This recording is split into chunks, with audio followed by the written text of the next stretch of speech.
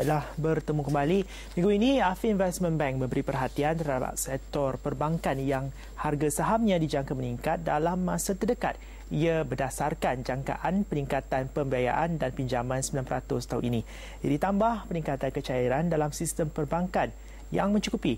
Kita bersama Dr. Nazri, Ketua Penyelidik Runcit AFI Investment Bank untuk analisis lanjut. As for next week, we would like to recommend financial sector as our top picks.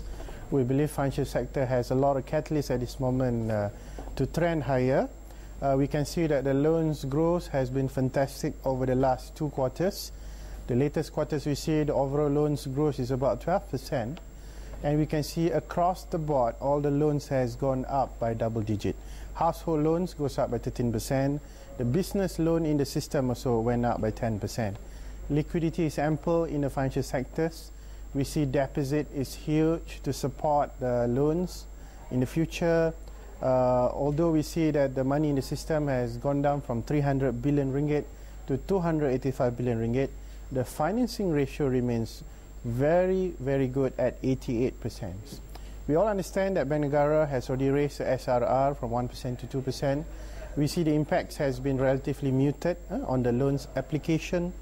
In fact, we believe interest rate has start to inch up. We expect interest rate to go up anytime soon. Bank Negara is expected to increase interest rate, and we believe this is likely to push margin of most of the banks in Malaysia, especially average lending rate among the top banks in Malaysia. The underlying assets of the banks in Malaysia remains good. We see the system non-performance loan remain low at 3%.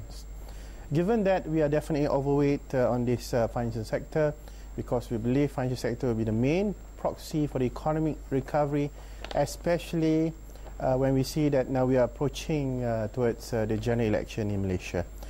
Government reform, for example, has already benefited banks' stocks in Malaysia.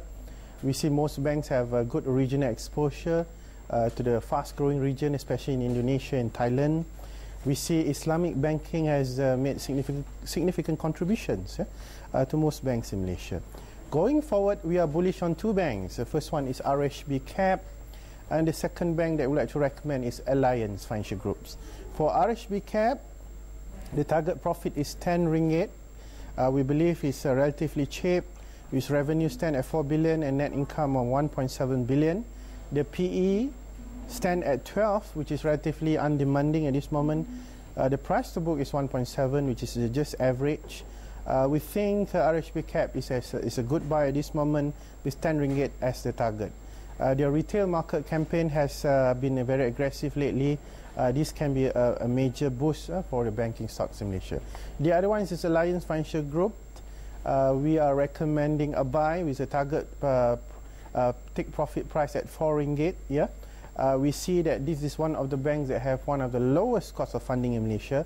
They have impressive growth in earnings, and in fact, if you look at the core ratios, stand at 11%, which is impressive in our eyes. So here we go, we have 2 stocks, Alliance Financial Groups and RHB Cap.